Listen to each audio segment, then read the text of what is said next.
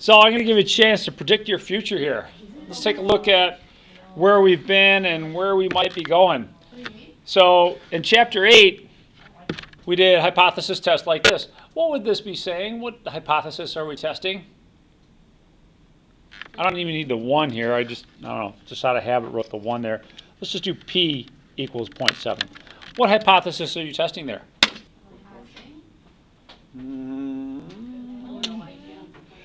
What's the parameter P stand for? Percent or proportion, right? So the proportion would equal 70% or 0.7. Okay.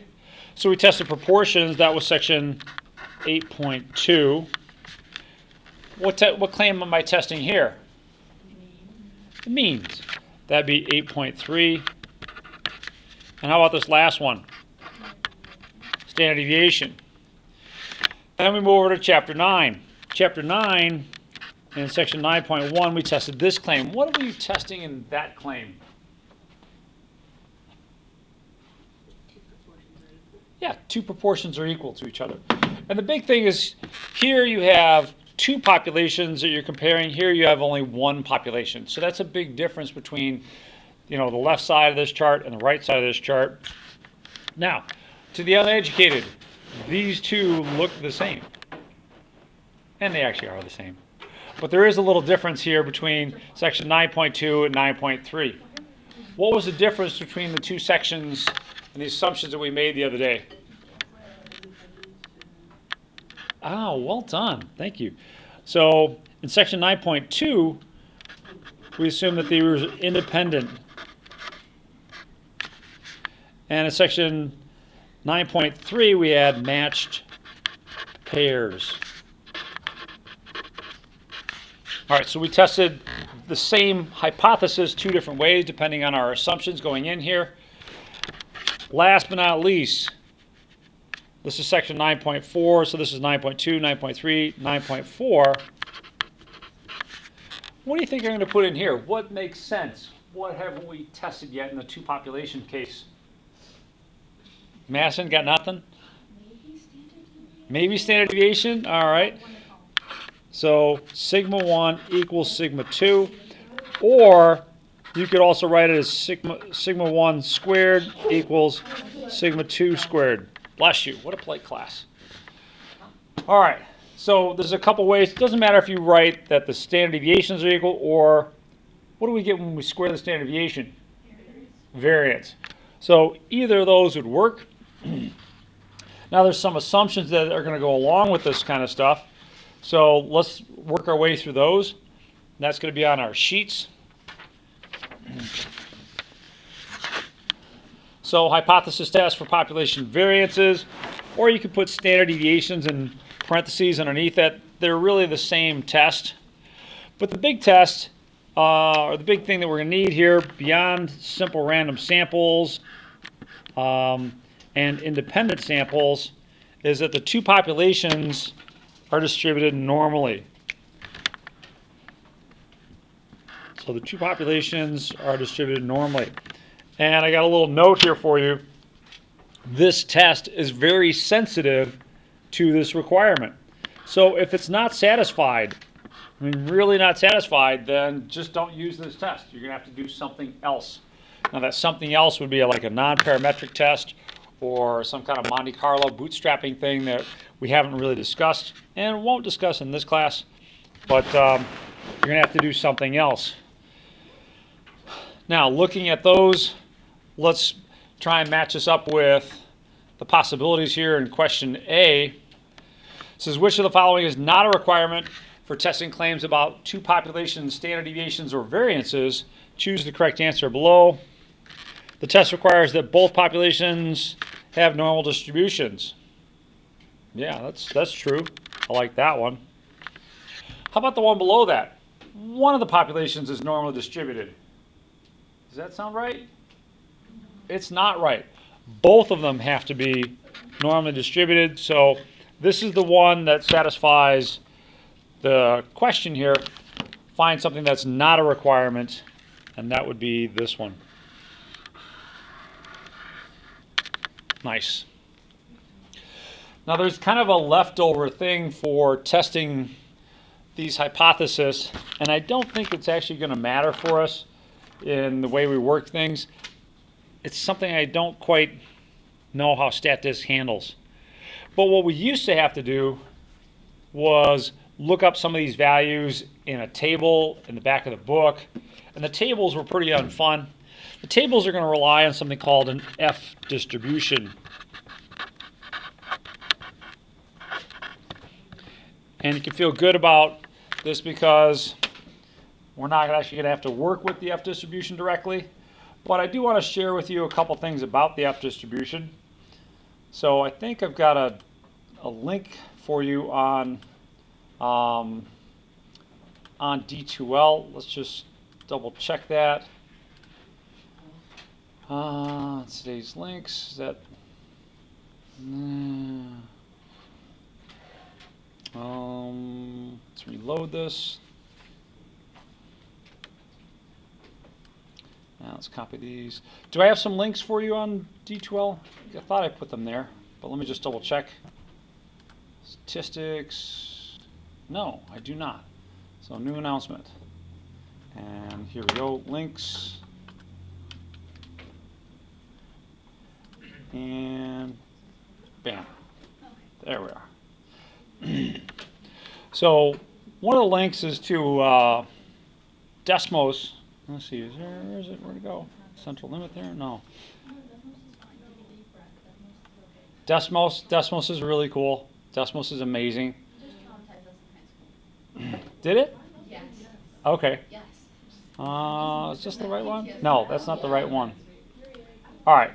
I've got it up here. It doesn't matter if you have it or not. But this is the F distribution. You know, in a small way, it kind of reminds me a little bit of the chi-square distribution. But whereas the chi-square distribution had degrees of freedom, one set of degrees of freedom, the F distribution has 2 degrees of freedom associated with it. So it has 2 degrees of freedom.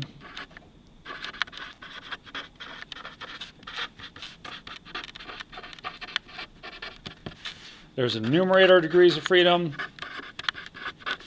and denominator degrees of freedom.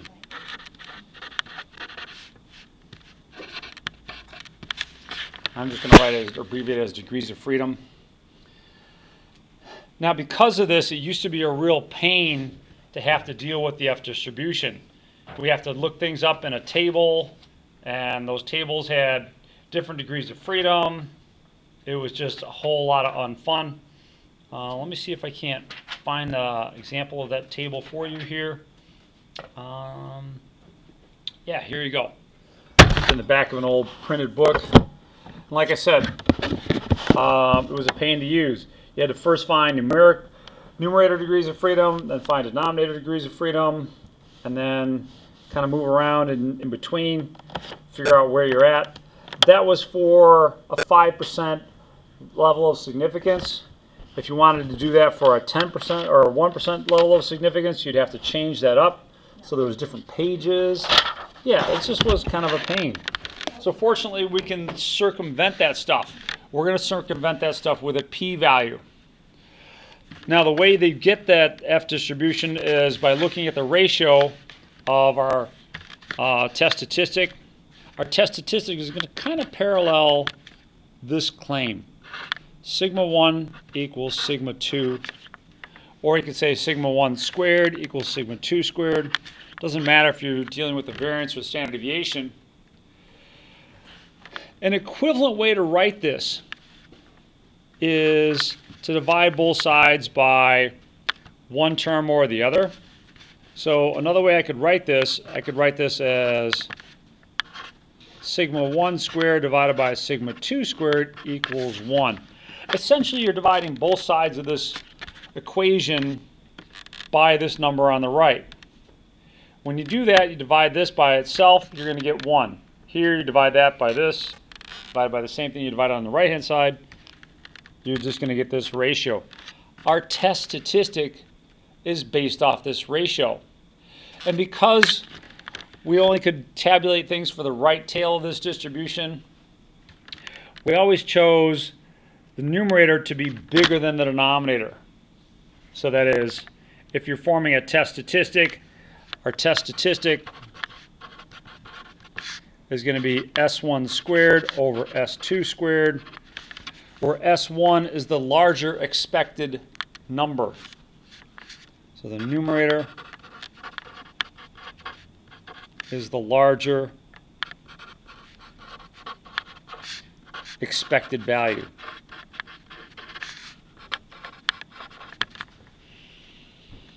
Okay, great. That one happens to be the bigger one that we expect.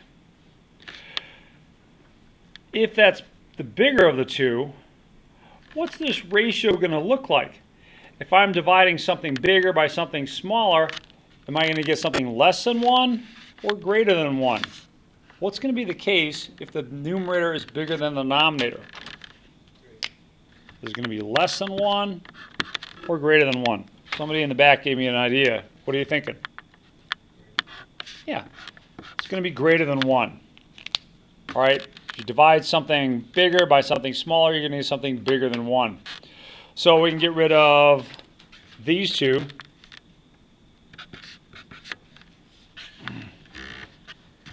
And then it says, if S squared represents the larger of the two, S1 squared represents the larger of the two samples, then can the test statistic ever be less than 1? No, because you're going to have the larger one divided by the smaller one. So that one works. And this one, S1 and S2 are upside down. So, hey, looking good on that one. Now there's just a little bit left here before we actually start doing our hypothesis test. And a lot of these parallel some of the questions you're going to have in your homework. So that's why I'm covering them here. These problems are actually taken right out of your homework. It says, can the test statistic ever be a negative number? Your test statistic, let me be clear about the test statistic. In these tests, that's going to be F equals S1 squared divided by S2 squared. What do you know about what happens to a number when you square it? Can you ever get a negative number when you square something? No. No. So we're not going to work with imaginary numbers, so no. And if the numerator is positive and the denominator is positive, how about the quotient overall? Is that going to be positive or negative? It's going to be positive. Always going to be positive. So can the F statistic ever be a negative number? Let's get rid of a couple possibilities here for ourselves. Which ones can we get rid of? B and D. Let's get rid of those. Because they're saying, yes, it can be negative, and that's quite wrong. Let's choose the correct of the final two candidates remaining. Can this be a negative number? No, because sample variances are always negative, and if you divide a negative by a negative, you're going to get something positive, basically negative, negative. Can the sample variance be a negative number? No, it can't. This can't happen. All right, sample variance. So let's get rid of that. That can't happen. So this can't happen. Does the last one standing make sense? No, because sample variances cannot be negative, and the results of dividing the squares of two non-negative numbers is never negative. Dividing two negatives by, or no, dividing two positive by a positive, or dividing them by themselves, can never be negative. So, yeah, I like the last one. Looking good there. There's one last thing we're going to look at, and that's in testing this claim here. And I want you to think about this one for a second, and I'll give people at home watching this later some time to think about it as well. So if you're testing the claim that two variances are different than each other, what would it say if the test statistic is equal to 1? And let me remind you that test statistic is really S1 squared divided by S2 squared. And that, we're being told, is equal to 1. So which of these choices fits a situation like that?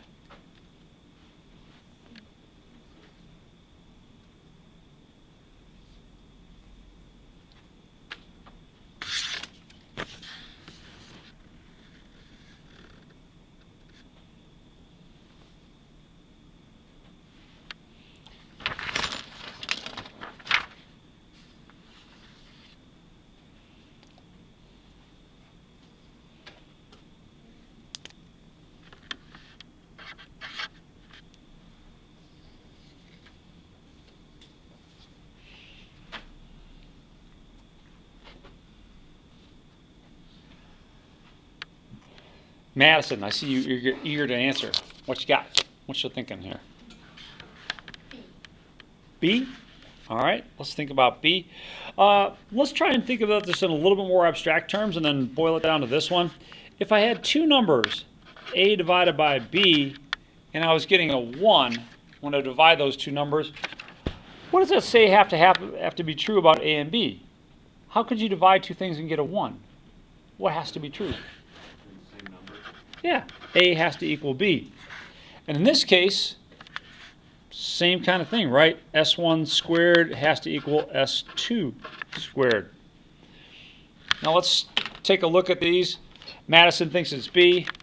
The two samples have fairly different standard deviations or variances. Well, this is saying that the standard deviations are the same, right? So we can get rid of that one. The two samples have the same standard deviation or variance. Yeah, I'm liking that one. The two samples come from populations that have the same standard deviation or variance. Why isn't C correct and B is? Good question. Good question. Any thoughts? Any answers? Need some motivational music? No? I'm thinking better. Yeah, thinking better. It's loosening up the conjutations, right? Bum. Okay. I still haven't.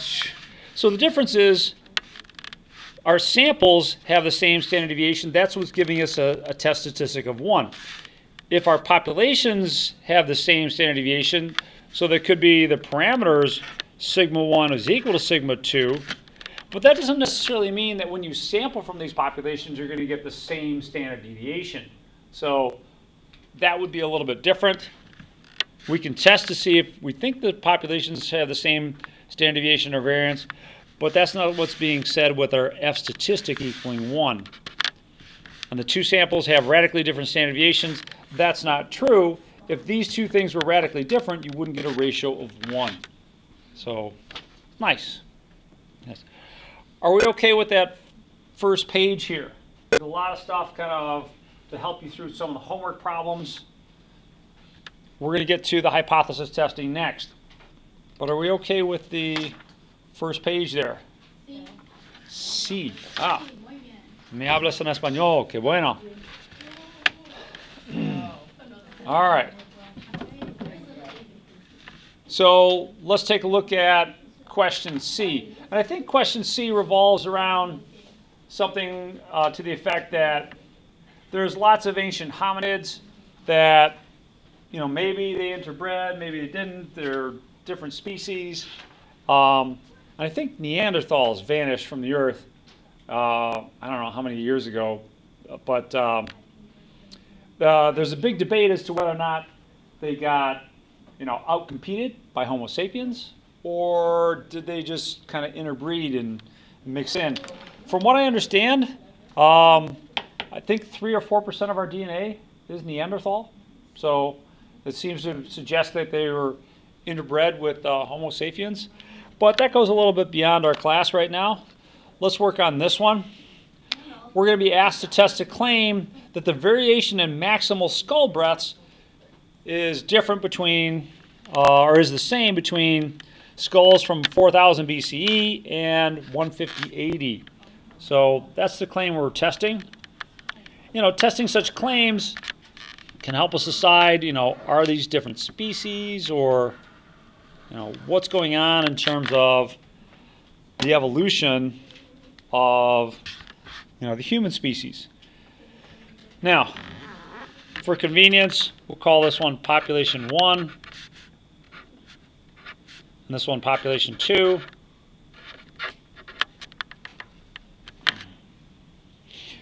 We're going to run through the same 6 steps that we always do. So, Amelia, what's the first step we always run through when we're doing a hypothesis test? Yeah. We have to state the null and alternative hypothesis. And so for that, let's start out with our original claim. How would you put what I have highlighted here into words? Or into symbols, I should say. So what I want here is your original claim. I want that in symbols. What's that going to look like? Test a claim that the variation of maximal skull breasts in 4000 BCE is the same as the variation in 150 AD. So there's a couple things I'll be looking for. One of them is the right parameter. What parameter should we be using here? Sigma. So sigma 1 and sigma 2, because we have 2 different populations. Equals. Thank you.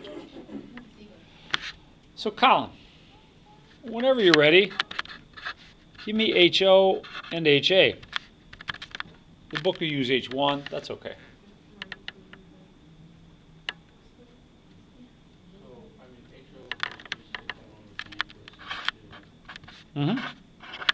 Good.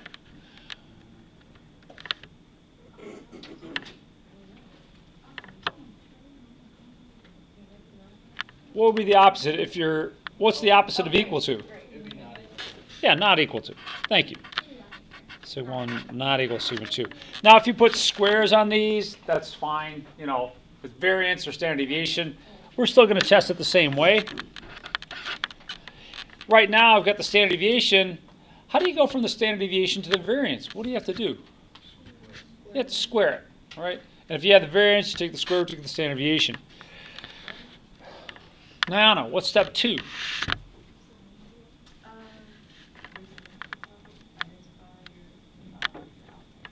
All right, so what should we use for alpha? Good, so alpha is right there, 0.05. Thank you. Liv, what's our third step? Input the data. All right, so let's input the data. So our data are these summary statistics here. So we've got sample sizes of 30 for both of these, standard deviations.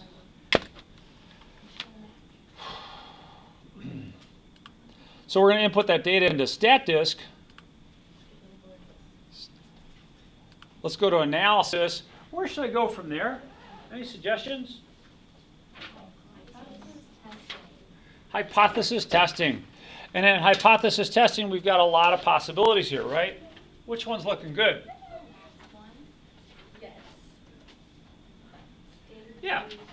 Standard deviation, 2 samples. And that's the big thing that distinguishes this section from the previous section. Now, one of the things that's hard for us to test is whether or not our random samples are simple random samples. We can test whether or not something has a normal distribution, and right now they're telling us that that's true.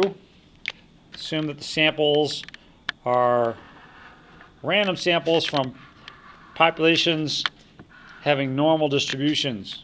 Okay, that's an assumption that we need. We've got it. So let's put in our data. And here's where I'm not terribly sure on how something works in StatDisk. Like I said, historically we used to try and make sure that the larger of the standard deviations was in the numerator. I just don't know which way these get divided.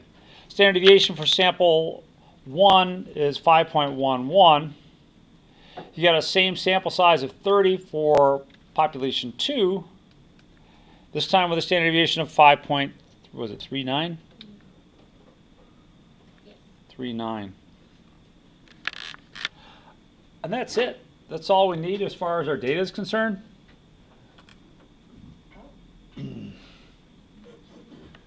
Nice. So, let's see. Jarek, what do I need from this page of output right here? All this stuff here, but what do I actually really need? Yeah, the p-value. So the p-value, thank you so much. And this one is 0.776, we'll call it. All right, so let's put that up there. So the p-value,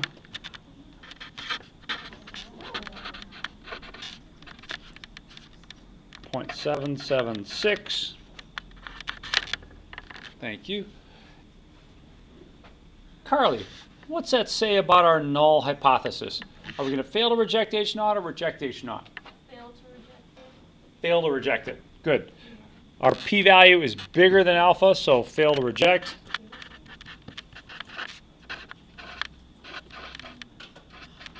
And let's be nice about that. Let's fail to reject H naught. Last but not least, we've got to figure out which of these hypotheses or which way to word our conclusion. So let me take us back to that possibility right there. You've got A, B, C, or D. So even if you lost your sheet, you can use this one up here. Thank you. I'll find it again. You can always print one off from the website. Yeah. Yeah, Yeah, that would work. that feels like work though, right? Yeah.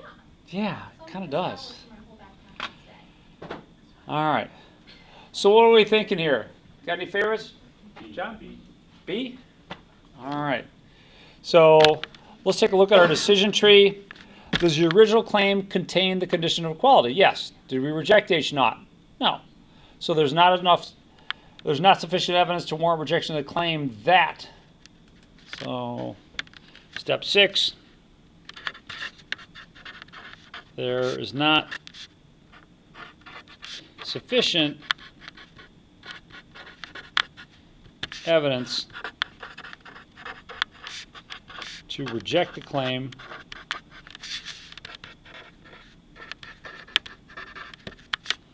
and now you want to state your original claim in words. And that original claim in words is right here. Please don't use any symbols. I don't want to see H naught, I don't want to see sigma, that kind of stuff, less than, greater than, equal to, symbols. Just completely write it out at this point. Now, here's the trick. Just take it right from the problem itself. Test a claim that the variation of maximal skull breasts in 4000 BCE is the same as the variation in 150 AD. You don't have to be creative at all. That the maximal skull breast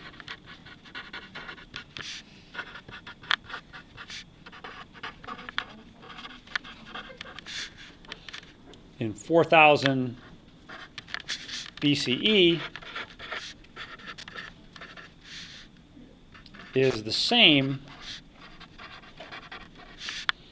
as the variation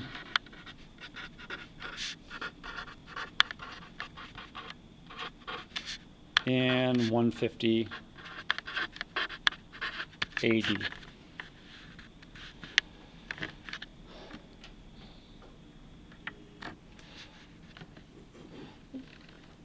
Let's take a look at our p-value. Were we close to rejecting and we just missed it, or was it like, yeah, no, you're not even close? Yeah, not even close. Remember, our p-value has to be less than 0.05. It's not anywhere close. So we can feel pretty comfortable not rejecting H naught in this particular case. Because, like I said, we're not even close. Okay, nice, nice. Let's move on to question D here. Listed below are the time intervals between Old Faithful Geyser, or between eruptions of Old Faithful Geyser and Yellowstone Park. The recent times are within the past few years. The past times are from 1995. Does it appear that the variation in times between eruptions has changed? Now, my morning class did pretty good on this. I'm curious to see what you guys do with it. But let's see here. This is the initial claim that you're going to be working with.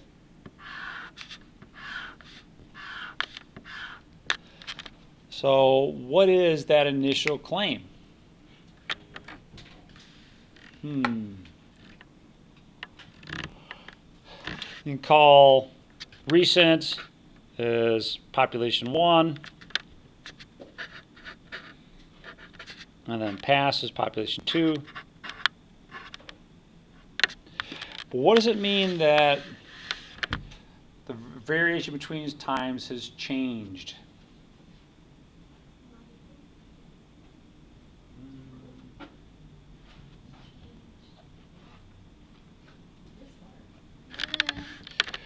Well, there's one thing I want to point out right away, and that is this word right here, variation. What's that telling me about the parameters I'm going to use to set this up? Yeah, it has to be standard deviation. Or you could write in the variance, either way. But it's going to be sigma 1 and sigma 2. If you want to put in squared for the variance, that's fine. It doesn't change anything. Now, if these have changed, what symbol am I going to put between these two? If there's been a change.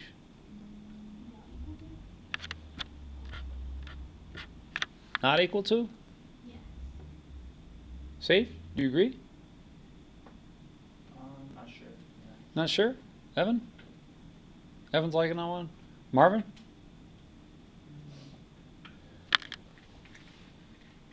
Yeah. All right. There's some hesitancy there, and I understand that. I appreciate that. It's not really as clear as I'd like it. I promise to try and do better with my wording on exams, because I don't like leaving you guys in limbo. All right. I don't know if you looked at your exams that you got back, but a lot of times, if you made the wrong decision or had the wrong null hypothesis or something like that, I graded you in partial credit based on how consistent you were. All right, if this was in HO as opposed to HA, were you consistent with some of your other things? So I will still give you partial credit as much as I can, but let's get these things right, get all the credit, and make us both happy. What hypothesis does this have to be part of? It has to be part of the alternative. So sigma 1 is not equal to sigma 2. And what's that put in the null hypothesis? Equals. Nice. Christine, what value of alpha should we use? It's not really given. Sure. Now, if on a test, if I don't state what alpha is, I expect that you're going to choose either 0.05 or 0.01. Those are the two most common values. If you're choosing something beyond that, that's kind of like weird. It's like, all right, well, what are you doing? You're making me feel uncomfortable. But yeah, 0.05 and 0.01 are the ones that I think I work with the best. Third step. What's our third step here? Input the data. All right. So warm up your typing skills. Oh wait, no, just kidding. Yeah, I got that data in a link for you. Yeah, I thought so. So let's see. That's example D from our 9.4 data. Let's grab that and dump it into StatDisk. If you're at some place like this and you want to get back to the data editor, just hit StatDisk Online. Let's clear out the old data that's there. Yes, I'm sure. Paste it into columns 1 and 2. All right.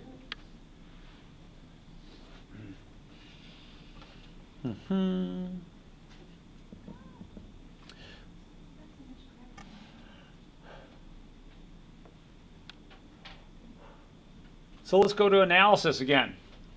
We're going to do some hypothesis testing, standard deviation, 2 samples. There's something that's different about this one than our previous one. What is it? What's different at the start here? Use data. Yeah, thanks, Marvin. Got to use data. You actually have the data. We don't have summary statistics. I don't know what the mean standard deviation is. That's fine. If I have the original data set, click Use Data. Do I have the correct alternative hypothesis, or should I change it?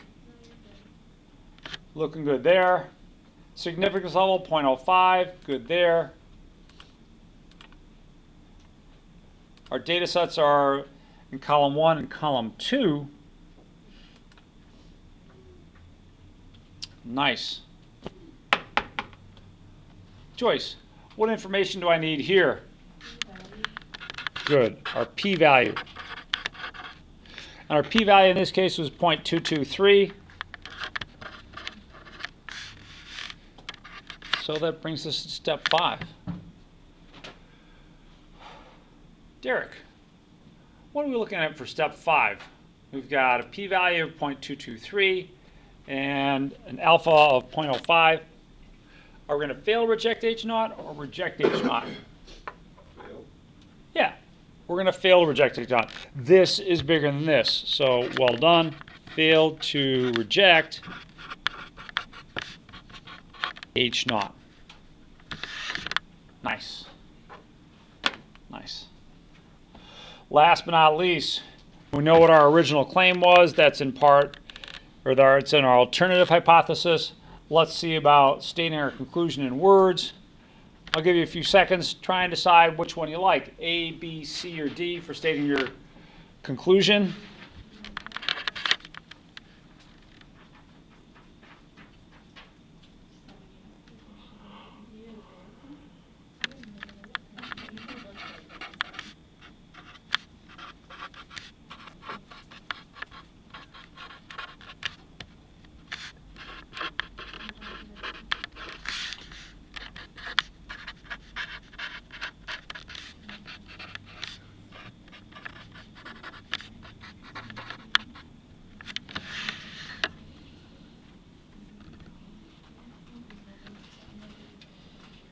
Okay, which one are we liking here? That's a D. It's a D in your direction. You gotta face it in my direction. There we go. Thank you. All right. Yeah, D looking good. Colin, you agree? D, thumbs up. All right, going with D. Let's take a look here. So our original claim did not contain the condition of equality, and we failed to reject.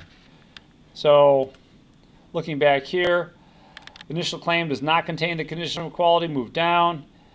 Do you reject? No, move down again. There is not sufficient evidence, sample evidence, to support the claim that, and as far as the that part's concerned, fill it in from your problem, that the variation of times between eruptions has changed.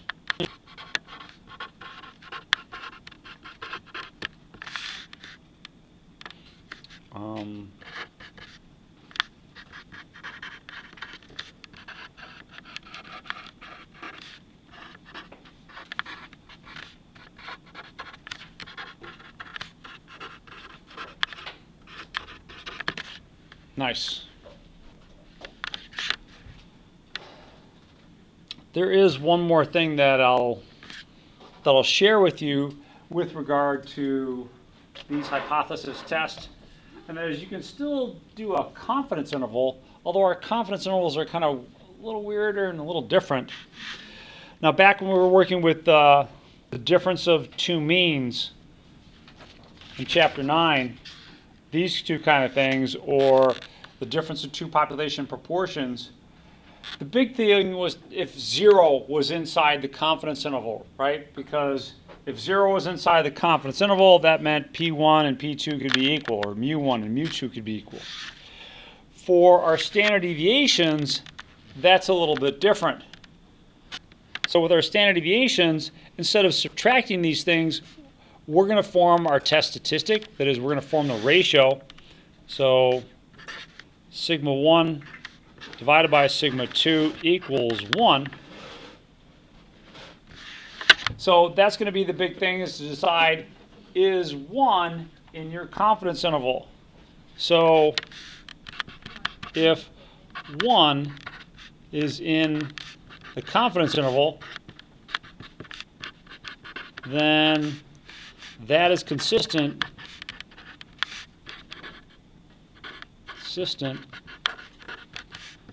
with, so if 1 is in the confidence interval, that's really consistent with sigma 1 and sigma 2 being equal, or your null hypothesis. So if you do take a look at the confidence interval and you see that 1 is inside, then you should be failing to reject. Let's take a look back at our last one here just now and see if 1 is inside that confidence interval.